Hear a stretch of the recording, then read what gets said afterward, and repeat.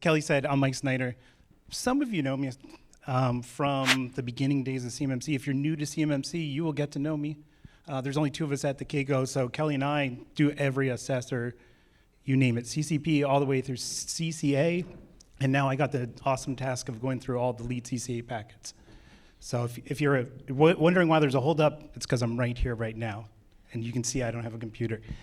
But we have more people coming on staff, and I'll talk about that here in a little bit. I wanted to put that in the presentation. I'm also going to talk a little bit about the West Coast, because I do agree. We don't get out here. I spend most of my time on the East Coast. And then, of course, we did Las Vegas, so if you didn't have an opportunity last week to go to Vegas, it was kind of fun, but yeah, I'd rather not go to Vegas all the time. That was a hiccup. So I'll talk about why we went to Vegas and where we're going next year. Of course, if you've ever been to a town hall or anything else, Matt or myself, any presentation we do, we like to give the disclaimer that none of the information contained that I'm going to talk about or that I might spout out is direct from the DoD. It is not a representation of anything the DoD puts out. If the DoD does put out something, they normally do it themselves on their website or everywhere else. Again, we are the CMMC accreditation body for CMMC. We have a no-cost contract with the Department of Defense. And you're going to see some of that in my slides of how the no-cost works and where that takes us 25, 26, and beyond. Okay, so between Matt, for anybody that knows, Matt Travis is our CEO, and between the two of us, we always like to come up with these crazy things. Last year in November, he came up with CMMC's finally taking off, so we kind of stuck with that. Last week, he gave a whole speech of where the plane's at. I like to continue it on and talk more in the technical, what's going to happen with OSCs, what's going to happen with RPOs or the practitioners, what are we doing with the rest of the community, not just CMMC assessments. For anybody who didn't read through the 32 and you're waiting on the 48 to come out for their actual contracting, most of that's going to be tied, it's always tied around the assessments. It talks a little bit about implementation, but I'll make a bet almost everybody in the room is more worried about implementation and getting to the assessment correctly rather than just trying to get right to the assessment, I hope. If you can go right to the assessment, good for you. And I'm going to talk about that a little bit today. Where are we currently? What do we still have to do? Because there's still a lot of work. I'll talk about the difference between the Cyber AB, the CAICO, and what's coming in the future. Because this year we have a lot of change. And then I'll talk about C3PO assessments, what you have to do. I would agree. I sat in the class yesterday for, an hour, Vince? And it was just nice to see that it was not just assessors, it's a predominant class of people that just wanted knowledge, which is kind of where we thought the system would always go. But I'll talk about preparing and what you can kind of expect over, I would say, to the end of this year and then into next year. There's going to be some massive changes focusing on practitioners and the ecosystem from the OSC side, not just the assessor and C3PO side. And of course, I will tell you some of the big projects that are tied into that in 2025. A lot of them will probably affect most people in this room, and it's for the betterment. We're not asking for more money, we're not asking for anything else, we're actually going to give some stuff back to the community. And then I will cruise through these. I normally, for anybody that's taken a class or you watched a video of mine, I can talk forever about CMMC or NIST or anything else, but I've been trying to cruise through these pretty quickly so we can get the questions and answers, and actually, whatever you want, I can try to answer. I say try, but there's only a couple things I know I'm not allowed to say. Okay, so what we have, if you've been sticking around CMMC since the beginning, we went through the whole, I don't want to call it a nightmare, but on my side, it was definitely a nightmare.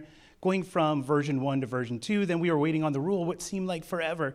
Then when the rule came out, we finally figured out that the 32, part 170, has NIST 800, 171, and the alpha as the primary resource, which that was not a shock. I know some people were like, whoa, and it took the guides out, right? The guides are still there if you want to use them, but they won't be used on an assessment. The assessment team should not be using guides unless they're explaining something to you and the guide does a better job.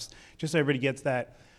It authorized C3POs finally and actually gave the guidance to go forward and actually use them. That was probably the biggest thing we were waiting on. You can't really have an ecosystem and doing assessments. Anybody that watched joint surveillance, those were really like DIBCAC assessments with C3POs doing all the work. And then of course we got the CAP, the CMMC assessment process. If you've been around, again, since the beginning, you've seen multiple versions. Vince right now is like, man, I wish I never had to see that thing. I'm the same way. We started off and it was actually two different documents. Vince, if you were there since the beginning, you know what I'm talking about. It used to be called the CMMC assessment method or methodology. And it had like everything. It had every practice, requirement, everything was like built into it to like tell you exactly how to do it. Then we stripped it down and became the CMMC assessment process, and they took those guides and like separated them out and created one for level 1, level 2, level 3. But ideally, when this came out in December, when my boss released it, it was very stripped down. A lot of people were like, whoa, what's going on? So if you're coming from an OSC or a practitioner side, this is really not gonna help you. Phase 1 might help you to understand what the C3PO is gonna do, but the CAP is actually designed so that a C3PO and all the C3POs can go through their ISO 17020 conformity assessment. It's to keep them all aligned. It's really their internal process. The only reason we release it is so that an OSC or somebody prepping them as well understands somewhat the process. But you'll notice this year, I already have some plans with the DoD to adjust that and give you more guidance, say pre-phase 1. What do you need to do to get to that point so when you go through the C3PO, we can cut your costs down, because the C3PO ideally doesn't have to run through a full pre-assessment. You should already have a lot of that prepped and ready to go. Just for the last couple of years, we prepped it, really didn't know where it's going, so now that we have the information, we want to get it out to the masses, get it out to the public, actually help out. And then of course, CMMC EMAS kicked off. If you don't know what it is, or you haven't heard about it, or you haven't heard the struggles, it's because you're not in a C3PO, and good for you. There's been some hiccups as we went. If anybody is on the classified side of the house, you remember all the nightmares with EMAS version 1. This is just like a stripped down version, and all it does is take assessment data. But it's slowly coming along, but it was good that it actually rolled out. It was a little scary because there's so many changes as the rule came out, and they had to quick change that in EMAS. Okay, so what do we need? The 48, for everybody that's like kind of worried about the 48 and like, where's it gonna go and what are we gonna do and how are the assessments? The beginning of the 32 CFAR actually explains we only have a set per phase. So the first phase, we have 517 assessments, supposedly, right? For those of you who understand how that works, that's 517 contracts, not subcontractors, just the primes. There may be, joint. I know there's a couple where they're going to have 3 or 4 primes smushed together, like we saw last year, with 2 of the primes coming together on one, boat contract or plane contract or whatever it is. But the idea in that is there will be some self-assessments this first phase. A lot of people are like, oh, do I have to do it? Do I not? I couldn't tell you. It's going to be random. It's based on how the DoD views that organization as a sub or a prime, and do they have critical data or not? So there's a lot that goes into it. So I'm not telling you go worry, but I'm also telling you don't get wrapped around the axles and go nuts about it. Keep prepping, do what you're doing. You're here, like Kelly said it perfect. I like when I come out, I don't care how many people show up, I'm just glad you're here. That you're not in the back going, well, I'll wait a year and see what's gonna happen. If you watch DoD, any conference they go to or anywhere where they're talking, the first thing they always bring up is 70-12. If you have a 70-12 contract, you should already be prepped. You should already be ready to go. That's their thought process. They're not gonna care when you get to your option year. So for those of you who already have a contract or you prep people that have contracts, the option year is what you have to worry about. Because when it comes up for option, there's no more negotiating out of doing certain parts of the assessment or your environments. They're just gonna, no, this is it. If you read the rule, there is no deviating, no waivers. So that's probably the biggest thing. The 48, when it comes out, it's gonna have contracting rules just like 70-12. It's not gonna give us any descriptive guidance or anything fancy. I think a lot of us would like that, but it's not gonna happen. So if you're waiting on the 48 is really just the kickoff for the contractors to actually start with the CMMC contracts. I've heard so many questions on that, like, oh, are they gonna explain FedRAMP? Are they gonna, no, it's already in the 32. Back to the 32, the ESPs, CSPs not something, or ESP not a CSP. If you read through that and you were confused, we're working on it. We still have a ton of work to do, but I would say we're 30, 40% closer. I'm looking around the room because I know certain faces that joined our C3PO meetings. We had a meeting with the DoD, I think it's about 4 weeks ago now, the beginning of May. We had a meeting with the DoD, the DIBCAC, and the AB. 3 of us from the AB went there and kind of like, I really didn't say much. My boss, Matt Travis, was like, no, this is how I read it. And then the DIBCAC said, whoa, that's how we read. And then of course the PMO was like, yeah, that's not how we intended that. So there's a lot of reworking. There's gonna some stuff that will fix that in the CAP. So if you are an MSP or somebody that is using a CSP, an actual cloud service provider or that environment, so like Microsoft or Amazon is in a gov moderate or high environment, and you're putting your tools on top of that, we're working to explain that. There'll be flow diagrams. Now, don't get me wrong, that all has to go through the C3POs and this collective of C3POs because they're the ones assessing it. We need to make sure that they agree to it. So that's why I said we have a little bit of work to do yet and get that over to them, kind of get that approved, and it'll be published out so everybody understands. Because I would say if you've looked at it, you're probably a little confused by it. A lot of us were when it came out. It's like there's lines missing if you haven't read the 32. When you read about CSPs and ESPs and MSPs, they tried to take the comments, and some people say, hey, this doesn't make sense. So the lawyers, as they were going through, they were giving guidance like, hey, we need to move this from here to here.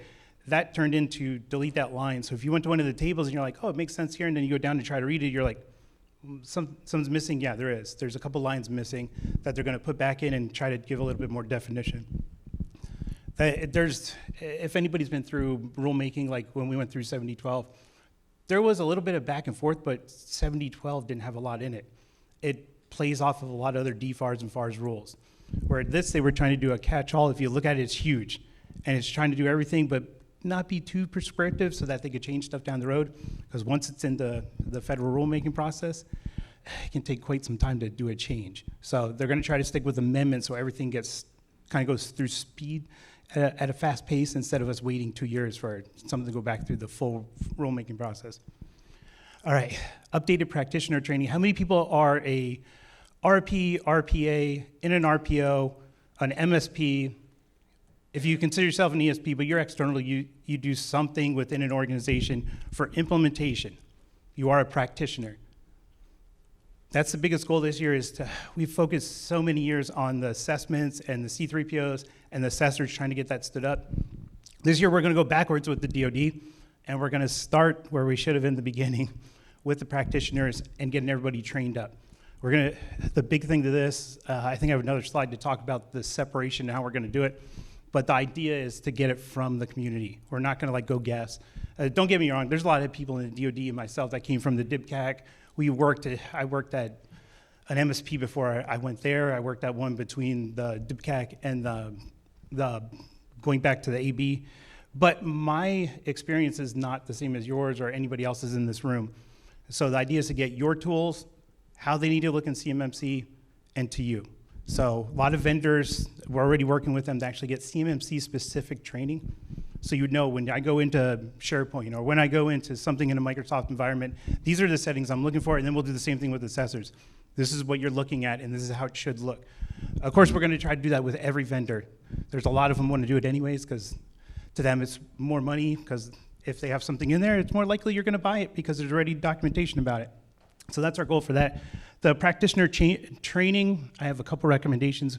We have an RPO council that'll stand up here in June, just like the C3PO council. They'll work on what those fundamental changes need to be. I have a ton of recommendations for everybody that went through RP, RPA, or just general tickets. Like from OSCs, I get a lot. Like, hey, can we have a guide on how to actually do this? And I would agree with them, there's really nothing to get you to the point where you feel comfortable, right? You're like, I kind of get this, and if I talk to C3PO, which I have to pay for, correct? I have to pay a C3PO to come out, and I also have to trust that the C3PO understands my environment. But if I have a lot of that prepped, by the time the C3PO gets there, it's like a one-on-one discussion, because you know exactly what to tell them. So our goal is to get it to that point, that you have documentation. The other thing is we're going to go probably back to day one. For anybody that was on the original working groups for CMMC with the original AB board, we started with SCF. We started with a framework of all the frameworks, now referred to as a meta framework. But we're going to go back and give everybody that knowledge so that you can actually map and not recreate. And I'll explain that. In CMMC, everybody knows you have 110, right? You can call them controls if you really want to. They're just requirements. They have a ton of controls and stuff you have to do. But in most organizations, if they have some kind of cybersecurity program, they're going to be doing ISO or something else. They have something that they picked up, and they have a couple policies written out. But the idea is to take them something simple and get to CMMC, not just do a CMMC check the box. Because that's really what a lot of people are doing. Like, yeah, we kind of do it, but as anybody from, Vince had all kinds of examples yesterday, and I think that's the biggest problem, because you're going through and you think you have to do this to meet compliance, and you're probably already doing it. I used to do it in the DIBCAC all the time. If you didn't have a policy or you didn't have a process, I would ask you, well, how do you do it? And you'd go right through it. You'd tell me. I'd be like, okay, looks like you have a process. It's just in your mind, you thought you had to put it to these exact terms in CMMC. We're going to try to go backwards and give you fundamental tools. If you haven't paid attention, the AB is now doing an accreditation with the SDF Council. The idea is we're slowly building that merge so that we used to call it reciprocity. The DoD doesn't like that term. It's alignment. You are aligning that other framework so that you can explain it so that you're not creating something just for CMMC. So we're working on that. There's a lot of bridging or the gap assessment of what you would need to do. Obviously, for those of you who do multiple frameworks, there is a little bit of a difference between doing CSF versus 171. There's some other stuff you have to throw in there, and they're working on getting that validated, number one. We have C3POs that are also 3POs in the SCF world, allowing us to, as they go through a CMMC assessment or an SCF assessment, they will actually map those out, make sure 100% alignment with CMMC is there. That way nobody going through would question it. Of course, that'll have to go through all the C3POs, they'll have to agree to it, but we are working on that so you don't have to keep coming up with trying to rebuild a full CMMC program every time you go to a new organization or within your own organization because you want to bid on a contract or build a new environment. That's the goal. I have the accreditation program. If everybody didn't realize, the accreditation program technically kicked off in December of last year, but we're about to go into the final stages and drive all the C3POs nuts because we have to start going through the ISO process to make sure that they all meet the same conformance requirements so that you get a person over here by one C3PO gets the same assessment by a different C3PO, in California versus the East Coast. So we will start that towards the end of third quarter into the fourth.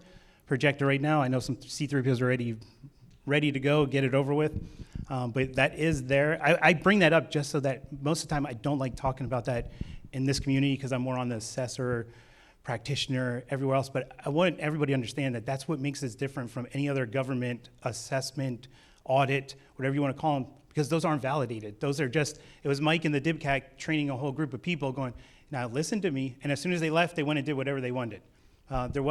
Don't get me wrong, there was some oversight, but there was nothing to hold everybody at a standard. Most people don't even know that there's other DibCAC teams. Every agency has one. So the Navy has one, DCMA has one, Missile Defense has one, and it just keeps going. But a lot of them stood down because there really wasn't a push for it in the beginning. There really wasn't a rule.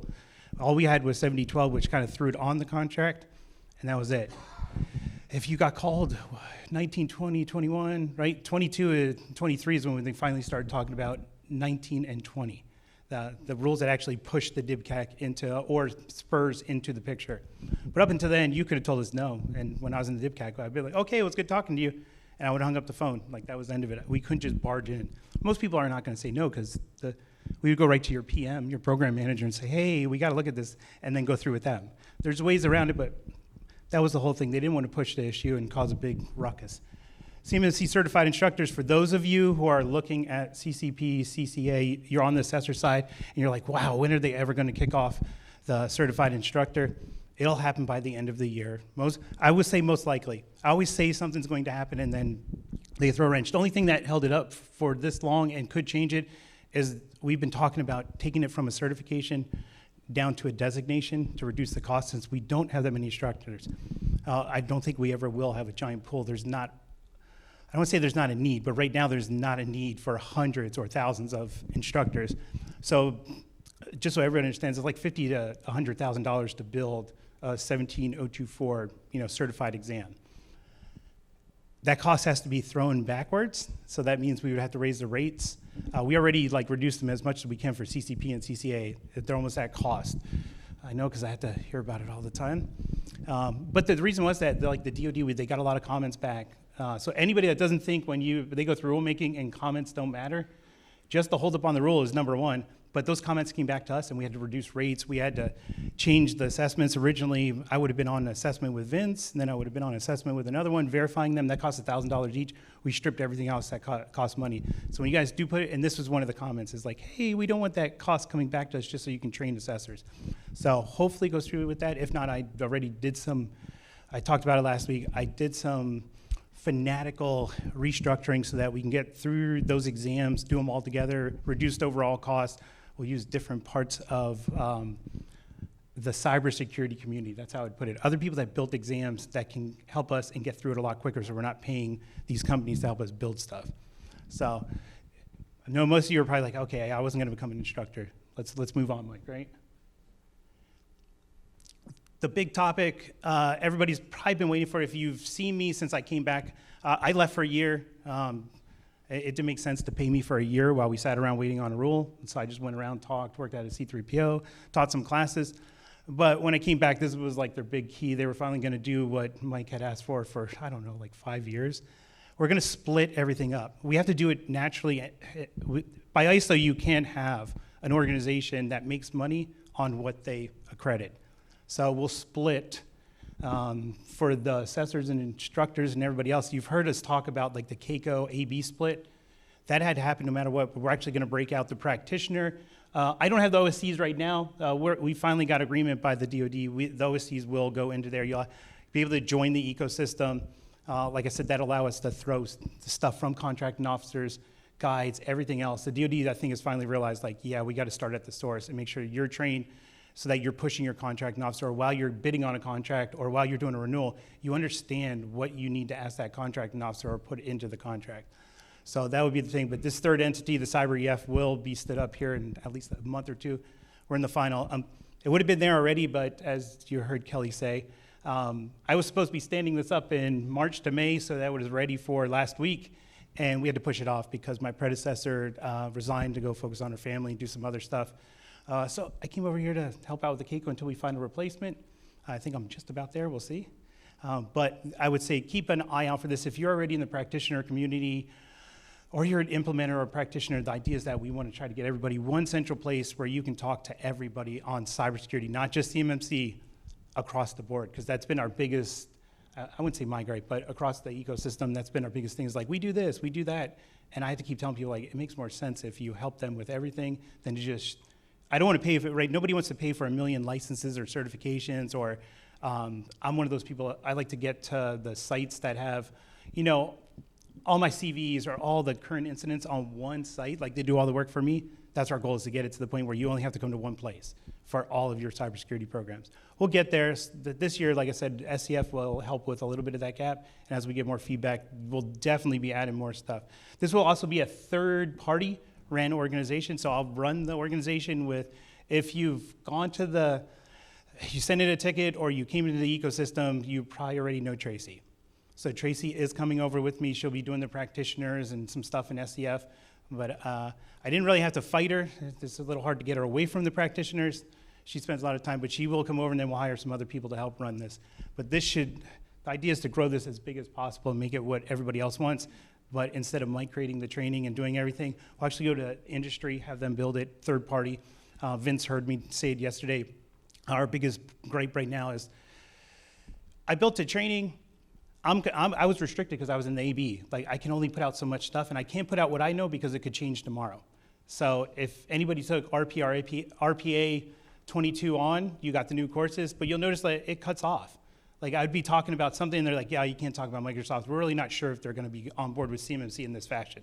I'm like, okay, well, that was a waste of time. And people would like write emails like, hey, can I get the rest of this, or can I get this doc? So the idea is we'll kind of convert that. We'll go to the community that already teaches CCP and develop CCP and turn that into, I don't want to say turn it in because it's already happened. A lot of people have already worked on it, but refine it to the point where it meets the intent of OSCs and practitioners. Because I do agree, it's better to get at least something that's formed in the same fashion as what the assessor's going to get. And then if you want to take CCP, like I tell everybody, take CCP, please.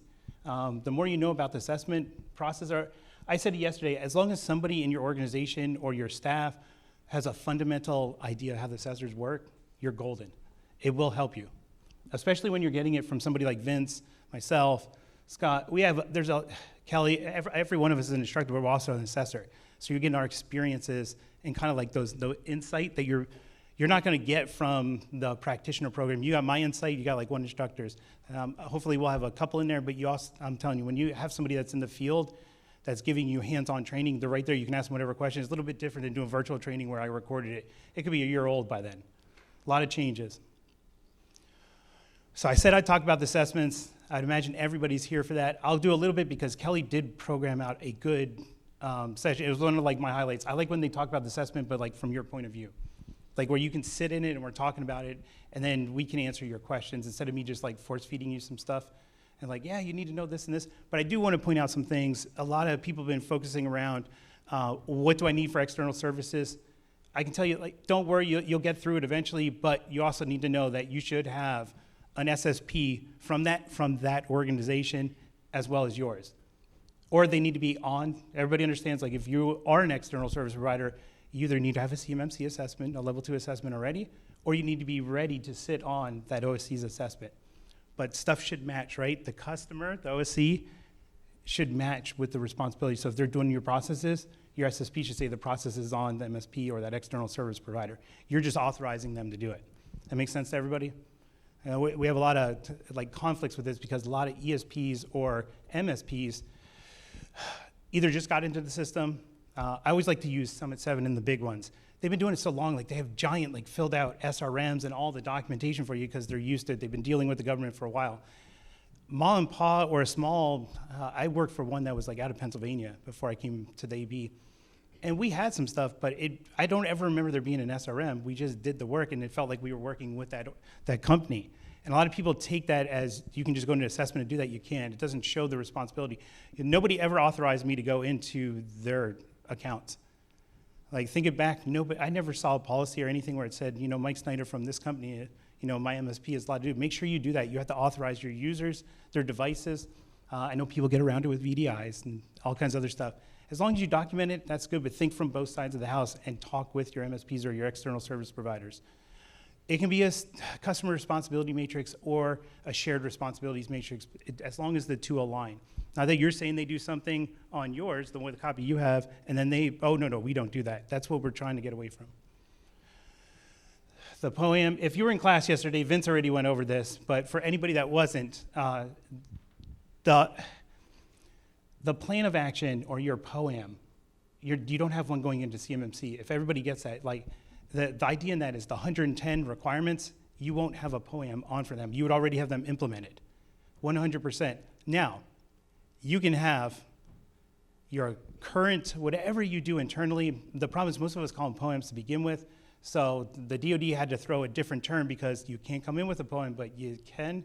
Their idea in that is like you might have a vulnerability on something you already implemented.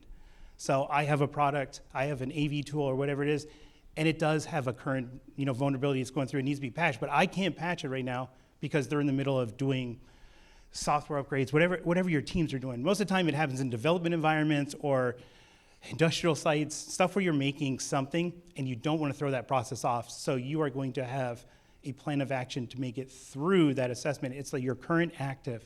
It's not something you're keeping on. I think, Vince, you said it perfect yesterday. There's a difference between something I'm going to do within this year. It's like within my time period to do my attestation. Say I get a level 2 certification from a C3PO. Now that next year as I come back up, I shouldn't have anything that extends over that. If I do it, most CISO CIOs are going to be looking either at a different product or a solution to solve that vulnerability. What they don't want to get is you have something that's been on there for 3 or 4 years and you're doing it because of cost or I just really don't want to do it. Like I figured out I can do this POAM and that's what a lot of people are doing in 7012. MFA, do I need it everywhere? No, not necessarily, but in the CMMC environment, you do. It's required. But this all came from giant primes that had enterprise environments. So when you came out to them, they couldn't separate CUI. It was like CUI was everywhere. So they had to do the whole entire organization. So you see that on almost everybody's POAM. And it had been there since we began. And when we went back 3 years later, it was still there. So that's what they were trying to get rid of.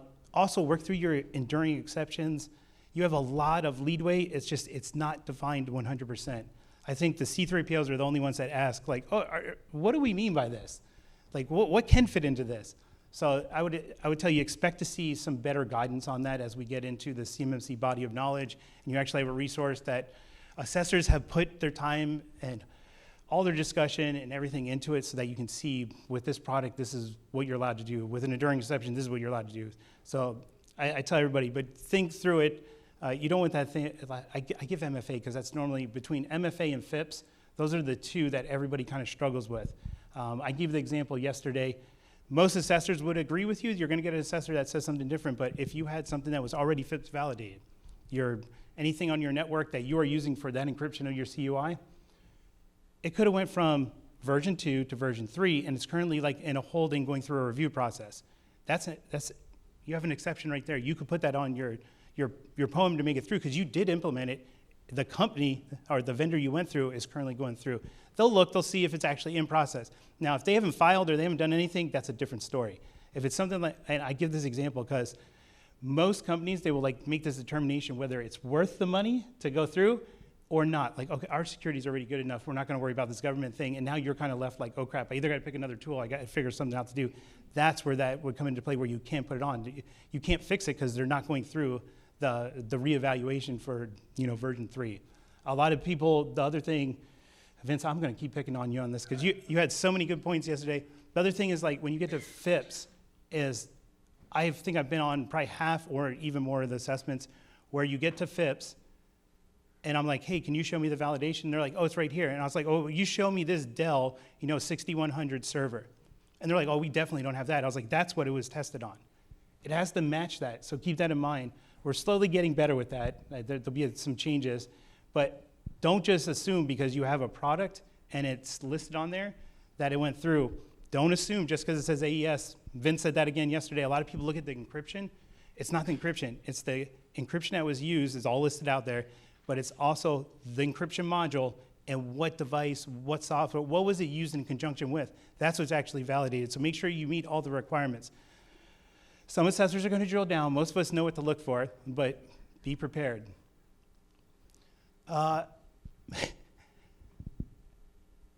This is my goal, is to get you to that point, or most C3POs have already been doing it, but I keep telling them, I think some of them have already realized that they're not going to have time to do this giant pre-assessment in the beginning. They want to quick go through your stuff, make sure you're 100% before you come through an assessment.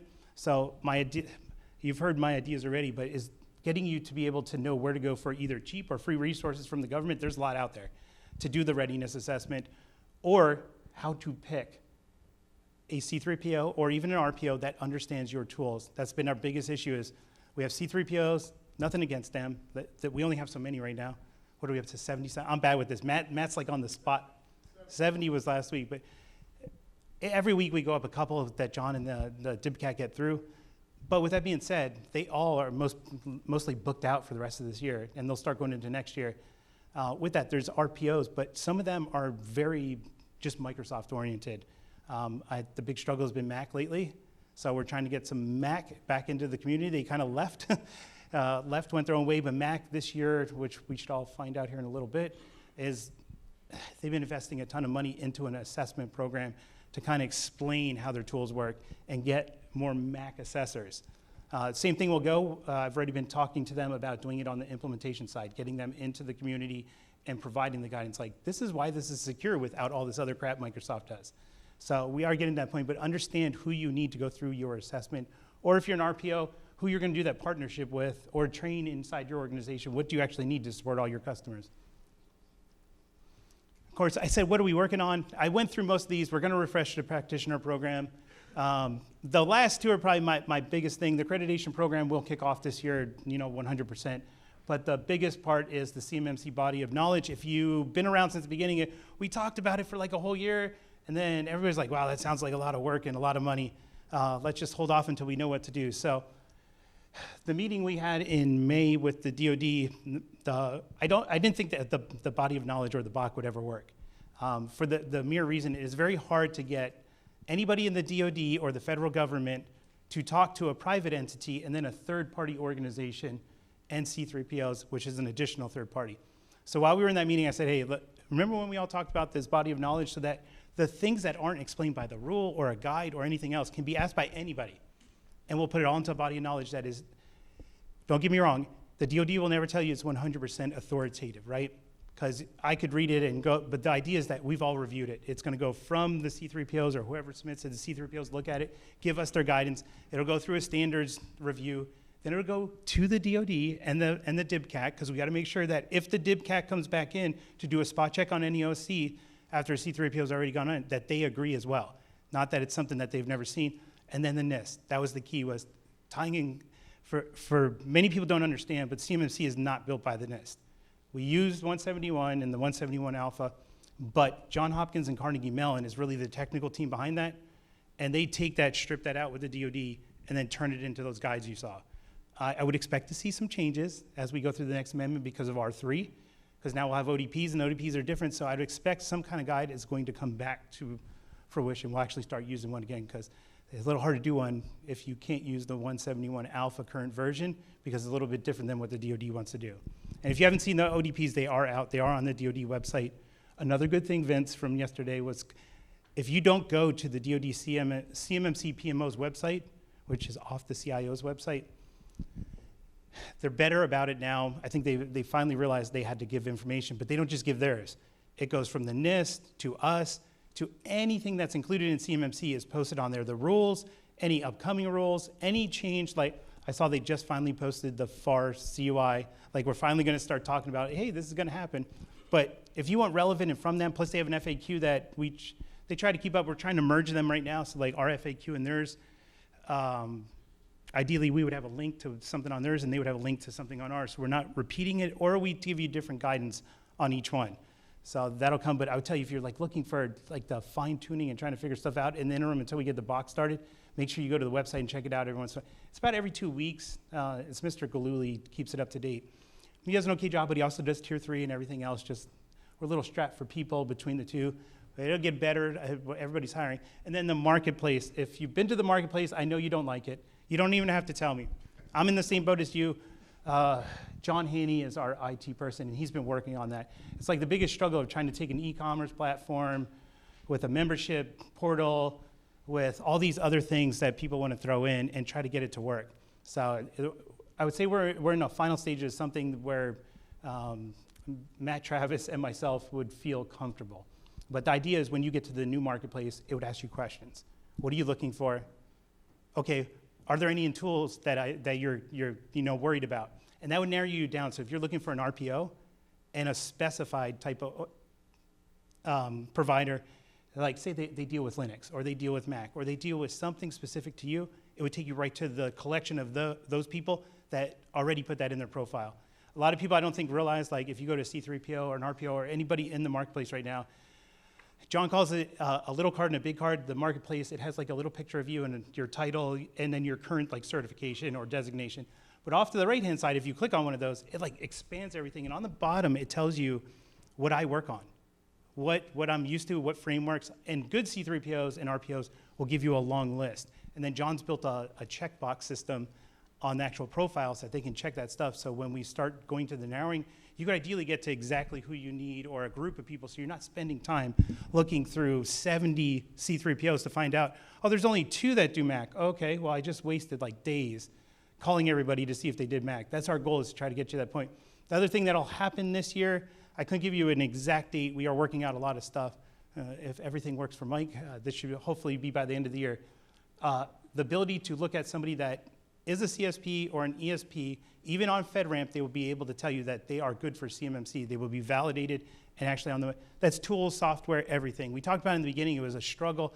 I think now that we're finally getting to, what actually is required for CMMC, and that's been a little bit easier, but the idea is that you could come to one marketplace and look at all the tools, everything that a C3PO has already looked at and said is good, without having to go to like 13, 14 different websites or that vendor's website, and you're like, oh, is this really truthful? I know I do it myself. I'll go to Microsoft and be like, wow, that's weird. I was just on that page. Are they talking about GCC High here, or are they talking about commercial? I really can't tell because I clicked this link on a GCC High page, but it took me to a commercial page. We want to get rid of that. It's like, it's all right here. If you want this product, let Microsoft keep it up to date and all in one section. Same thing with all the other vendors, but that's our goal throughout the year, is to keep everything in one marketplace, make it easy for you. There's a lot. I couldn't tell you all the recommendations we get about the marketplace. Trust me, if we can do it, it will happen. I think sometimes we probably need to stop doing that because that's what causes all the glitches, because we're trying to put so much into one marketplace. All right, questions. You can ask me anything too. I will try not to hold anything back.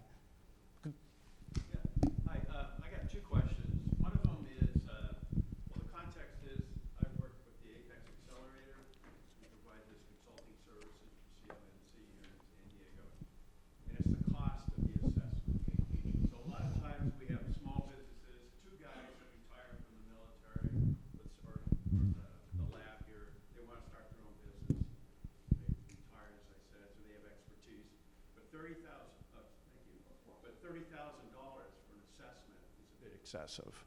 And so I realize a lot of this is driven by the government. So you have to have 3 people involved in the assessment. So you got more assessors than you have endpoints. It seems to me that's a little bit over the top. I mean, people can't afford it. And I know the answer is, well, too bad, so sad. And the prices will come down eventually. But I think a lot of it is driven by the government saying that you have to have 3 people involved in the assessment. You have to be ISO 27001. It seems to me there should be some accommodation or scaling is probably a better word for the size of the endpoints and number of businesses. So I'm going to ramble on here. That's my first question. Second question is we run into a problem of the flow down of CUI. And here's another real world example. So let's say you're building a skiff and you need to have dampening material on that. So where you buy that off the commercial marketplace, and this dampening material is what they use in commercial sound studios for rock and roll bands. And when you go to get your hearing test, it's the same dampening material. And so now the requirement is you have to have a level 2 certification to install this commercial dampening material in a skiff. So there has to be some way in which the prime can deconstruct or eliminate all this craziness, because again, the school book solution is, well, too bad, so sad. That means you'll only have one company in the United States that will do this, and that will work out great. I'm being a little facetious, but I mean, there's, and it goes to manufacturing, and the list goes on. I've seen things from the U.S. Army Corps of Engineers where they have a guideline on how you could deconstruct those things, but it seems to me there has to be better instructions for the prime contractor to ensure that the guy that installs tile in the bathroom, who doesn't even have a computer, doesn't have to be level 2. So I'll leave it up to you. No, I get this a lot. I think I've worked on this since the beginning. I did the original mock assessments for CMMC back when we were on level 1. 2 years after that, when we switched, I went out to UCSD, tried to do a university, try to show 2 of the C3POs that it's not what you think, right? Don't over-evaluate something. Don't try to put something into scope that's not in scope. And then the last part of that was, if you pay attention to the news, like the GAO, we've been audited by just about everybody, whether it's federal government or the DoD themselves. Between the PMO, the AB, and the CAICO, we all get audited, and it feels like every couple of months. And that's probably one of the biggest concerns is, number one, are we reducing the cost? I can tell you from the costs are going to change whether C3POs like it or not. I think it's already starting to change because you can see there's like sectors of C3POs, some that want to do enterprise. The problem is I'm going to pick on you, Scott. If Scott and I each own a C3PO, and I really don't know what I'm going to do in the beginning, and Scott's like, well, I'm going to do enterprise. And I'm like, okay, well, how much are you charging? And even if you don't tell me, I can go find out, because I'll just ask the people that you did your assessments on. So everybody started like mirroring each other, but not equal work. And that's been like slowly adjusting, I would say, but the problem is there's only 70. Of course, I can tell you the big change to that was the SBA. SBA came in right as the rule came out. I mean, they've been watching the whole time and said, like, we have 2 options. We either have to give grants or we have to come up with our own environments. That was their solution to it. So if the prices don't drop, ideally what's going to come out of this is getting a FedRAMP environment, a C3PO to go through and start giving out environments as you get a contract. You're a small or a medium. Of course, the giant primes, or if you're a little bit bigger, it's a little hard to get around that. There will be some money. The other thing is, I don't think a lot of people understand that when you bid on a contract, there's money built into that contract just for CMMC. It's been in there since we had 171 or the 7012 thrown in. All those contracting officers and all those groups have money. The idea is, if you don't ask me for it and you already have it implemented because you told me you did, I don't have to give you that money. I'm not going to, it's like everybody else. I'm not going to give you my money if I don't have to. I can spend that on somebody that needs it if you already did it. So now with that being said, in your situation or anybody that is a sub, the problem is the prime gets that money. And the prime works the exact same way. They are not going to give you any money unless they have to. It's a lot of fighting, and then of course it comes down to normally like a battle back and forth. Internally within the subcontractor of, well, if we kind of push back on this, they could just drop us. Or we could ask them for it and be a little pushy and get some of our money. I can tell you from experience, my year out, I worked with 4 or 5 different mediums and primes to try to like solve some of that. Some primes are not going to back down. Like they think they can go get that other person, but eventually they will come back to reality because they would have to go through the process, find somebody that's CMMC certified, and they have to wait until you get up and you can do exactly what the person that left did. So I think a lot of them got to that point. The other thing is when you push, you have to push a little bit at a time sometimes with different primes. So I tell people, if you run MSP or you're like me, like my company, when I go out to do contracts, I put a little bit of the cost on each one if I have multiple contracts to get to the point where all my IT. And that's what I told them to start doing last year because I know it's hard to push back even on a PM or a prime if you think there's a competitor that can do something that you can do. You don't necessarily want to get dropped from the contract because you're like, hey, I'm not doing that unless you give me money to do CMMC. So the offside of that is they know there's going to be some issues with that because the money was already given years ago to those primes or even to medium tier people, companies. So the SBA, and I could probably list, I don't know how many organizations, they've been working on either, like I said, the grant, and then for really smalls, they would love, how they would love to have these pre-built environments. You can't change them or anything, but you can store CUI in them. And they would hand those out. As you get the contract, you get them. That's kind of their solution. But I can tell you from watching the ecosystem, the numbers are shifting. It's going to be slow. You got to figure a C3PO is in the same boat as you right now. I know that's not the answer anybody wants to hear, but they have to do a cost adjustment to make sure they don't lose any money. And they could get out to your environment and you say, oh, well, I only have 4 endpoints and I only got this. And then when we get there, they're there for 4 days talking to people that they only expected to be there for a day. So there's a lot of adjustment. As they get used to it, it took us in the DIBCAC almost a year before we figured out teams and sizing and how many days we needed to sit just by you telling us your IT staff size. I'd imagine the bigger ones were pretty quick. They knew exactly, because they've been doing FedRAMP and everything else, so they get it. But that's why I said pick your C3PO. Don't just go with the first one. Don't go with the first 2. If you don't like that cost, negotiate. See, but you got to understand, like from their point of view, nobody's ready. So they're going to try to do as much as possible. They're going to do that pre-assessment phase 1. They're adding that cost in because they think they need to take you through. Talk to them. Hey, if I have everything prepped and I can get through your evidence requirements, what is my cost then? There is different cost adjustments. But sometimes you're also paying for the speed to get through or I know what I want to say, Scott, but it's probably not the correct term. But ideally, like the expertise of that person. Because one person could charge you, say, $30,000, right? And you have to spend 2 weeks with them. But Scott comes in and he charges you 30, but he's in and out, which allows you to go right back to work. It was the same price, but which one would I pay for? The one that got me in and out. Is he any worse? No, it's probably he just deals with that. I'm saying Scott, but that C3PO could have more experience either doing your level or your environment or your tools or a combination of all. So some people are going to charge more just because of how quick they get through and you're getting back to work. But I'm telling you, negotiate. The other thing is flare it up. I don't mind sitting in the meetings and talking about how we can reduce costs. There's a lot of ideas, but those branches of the DoD have to figure out, they're the ones with the contracts. They have to figure out what they're willing to throw at a contract to make sure you don't leave. They're in the same boat as you, believe it or not. They have to figure out something. So now your other thing was flow down. I hate flow down. I know it's probably going to take about 5 years at best. Probably 10 years is what it would take them. The whole reason the 48 takes forever, right, is they have to go like reverse of what they did last time. If you're around for 7012, they like threw it on every contract, just went around like tossing it out. You get a sheet of paper, you get 7012. Oh, you do electronics, you get 7012. It had nothing to do with CUI. They were just throwing it on. It became just a regular clause. So this time they have to go back, and when the rule comes out, they will start training those contracting officers that are doing the first initial node, like slowly work themselves around. The other catch to this one is they reduced their staff by 50% over the last 2 years, and the whole Trump, going through and actually like fixing their workforce just stripped them down more people. So, and for anybody that's worked in the federal government, it's not like you can just go hire somebody. It takes forever to go back through that process to hire somebody and then get them used to either being in the PM or a contracting officer. That's going to take some time. I know it's not the answer you want to hear. That's another one where, have you tried to push backwards and tell them, hey, we're not going to do this? Well, I know sometimes they don't care. They'll still send you all the CUI, like everything's CUI.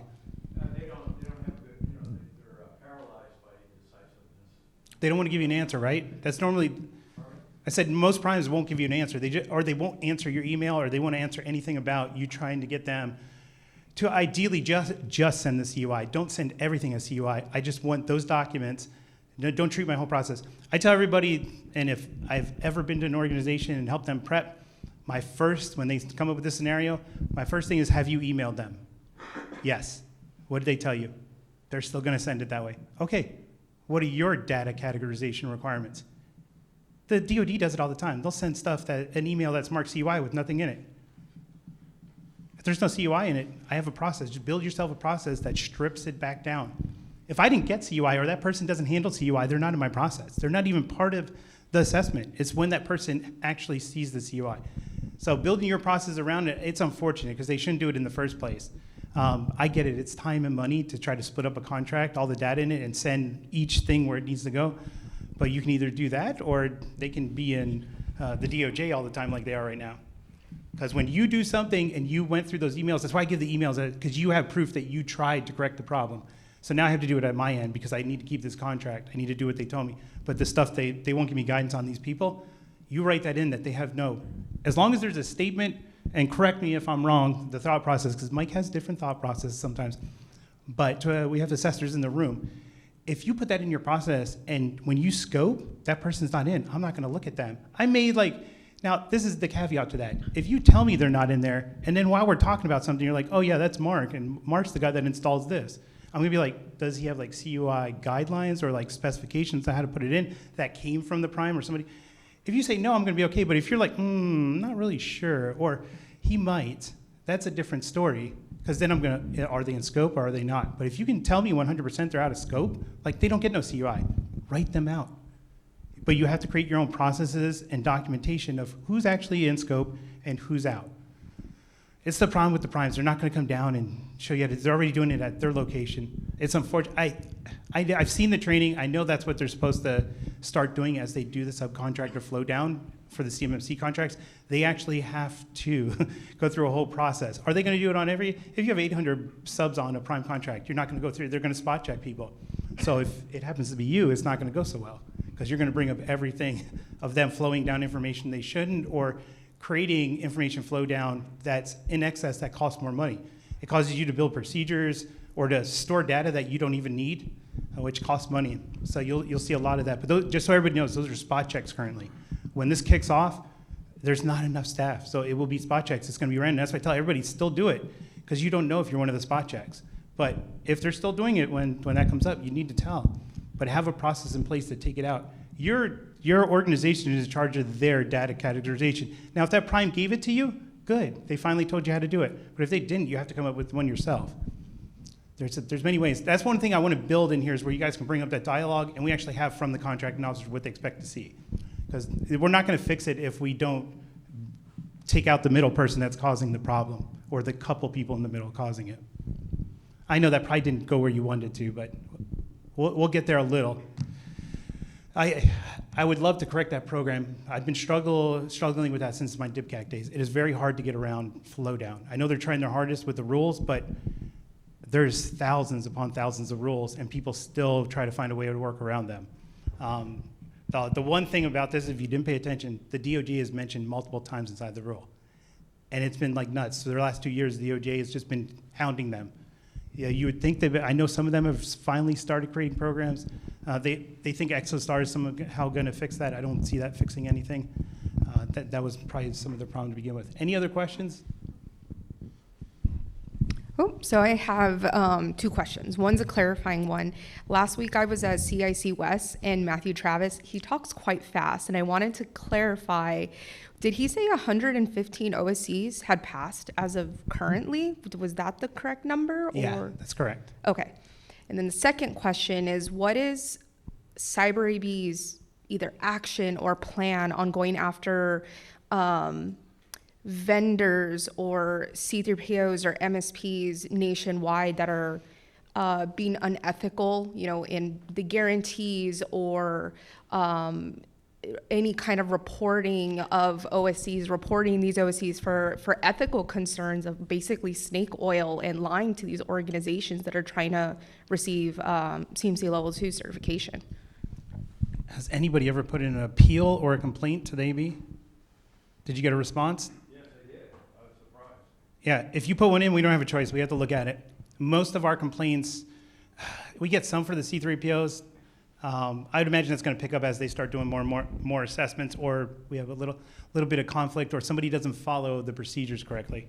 One of the biggest ones we get is RPOs and training providers that are ideally doing, like you said, like, it's somewhat unethical, and they try to stay within the bounds so that we don't pick it up. Or they have stuff on their website like that you cannot do, like you're not allowed to do. So that marketplace change was what the DoD and Matt and I agreed on, is if you say you're CMMC certified, you went through one of the C3POs and you got your tools or whatever it is, CMMC validated, right? Because some people are not going to get a certificate. That's all there is to it. Like, there's no sense to go through a full level 2 if all you do is provide encryption, right?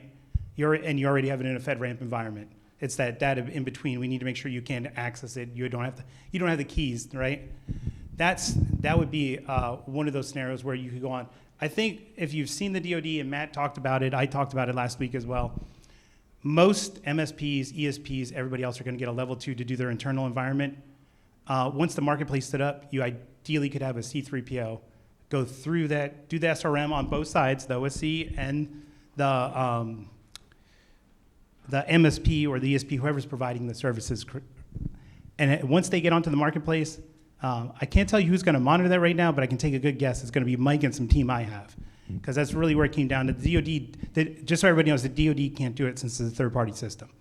They also don't trust their internal branches due to, there's only so much staff that can watch. The same problem they have with FedRAMP is if I sponsor somebody, then I have to watch it, and if I sponsored 100 of these and there's only one of me, do I really keep up with it? So I would have to build a staff. So it'll end up being on me or the C3PO that originally did it to keep track of it and do the annual monitoring of it, or if something changed. So with that being said, for everybody that knows Tracy is like our cop.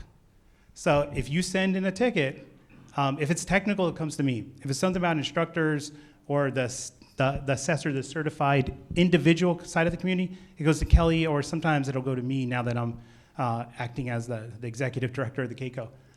For everything else, it's Tracy and Steve, and they build like these panels of people. If it's an appeal, like something actually bad happened, we stand up a third party, like outside of the ecosystem. They have nothing to do with CMMC, so they don't have binders or anything on. Matt and the board will pull like executives and high-level people from other industries to come look and make sure, like, legitimately there's something wrong. And then if you are doing that, you will be removed from the marketplace. Like that's our biggest thing, is that you can't be on the marketplace. We've done it before. So if it's an individual, they get stripped. Like, you're done. You can't come back. As of right now, there's no rule in there to allow you to come back in. I'd imagine down the road we will. There'll be a time period. But right now, they got stripped. There's been assessors, so far no instructors, but there's been a couple assessors that ideally were spouting out and going around and saying whatever they wanted. And that got to, a couple of Brian's got together and sent one in. And I'm sure you got a response. That's the other thing. You'll get a response. It's not like we just go do it and kick them off. You'll actually be given what happened with that ticket. Some of the details, obviously, because of confidentiality, they won't tell you, but you're going to know what happened, and then you can go check that they're removed. But please do it. We don't want the riffraff out there. We want everybody to go to the ecosystem and know, like, this person is 100%.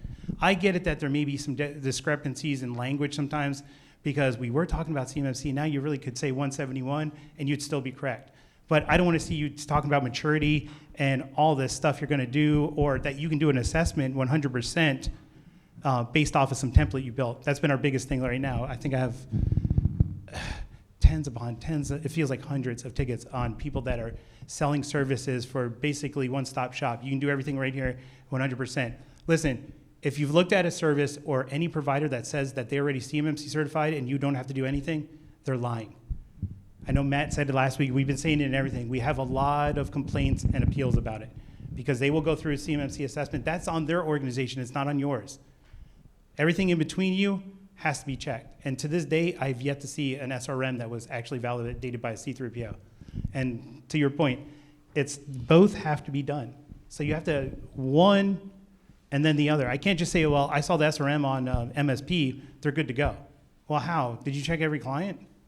You have to at least check one. So if there was no OSC on the line with you, and I told everybody I would assume that it's going to come down to this. Just talking with the C3POs and the DoD, it's going to come down to where two different C3POs have to look at that whole scenario.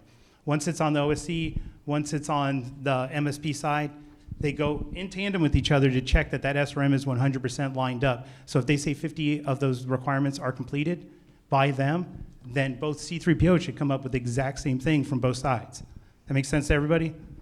That's where I see it going. I mean, the C3POs might come up with it's a large group of knowledgeable people, so sometimes they think of stuff the DoD or everybody in the great cybersecurity community hasn't even thought of. So, but I would imagine it's going to go to that or some kind of fashion where you have to have two teams, somebody else to validate. But yeah, please, if you see anything, just send us a ticket. It may take us a couple days to get to it. There's only 3 of us that answer tickets. That's it. For right now, we have some hourlies coming on. That'll help the burden. But like for me, right now, I think I'm up to like 5 days out. Some people are probably 2 weeks on reviews. But we will eventually get to them. So don't think we're not there. But we have to give a report to the DoD biweekly. And then like when the GAO or anybody comes in to audit, they go through every last one. And they want to see like the ticket came in, our process, the result.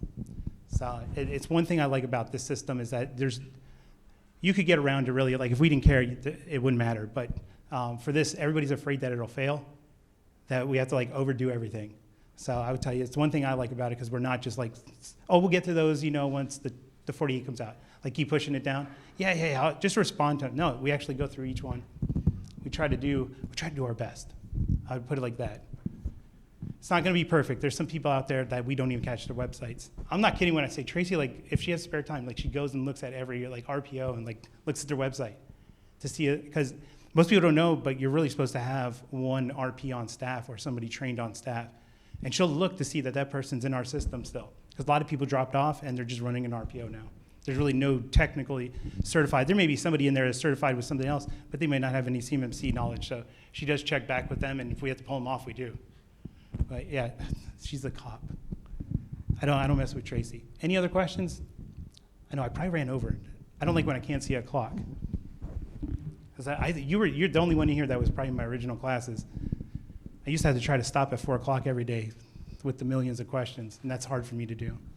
If there's nothing, you can stop me today and ask me questions, or you can, the support inbox, they normally come to me anyways. Tracy and Kelly, I answer them together if there's something like crazy. Otherwise, we all answer the same questions.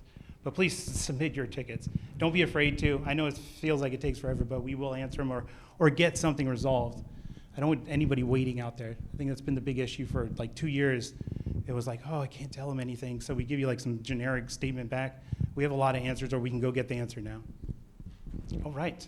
If that's it, I am done. I will get off the stage so we can move on to something else. Thank you. Thank you, Mike. That was awesome. Hope everybody got a lot of information out of that. Let's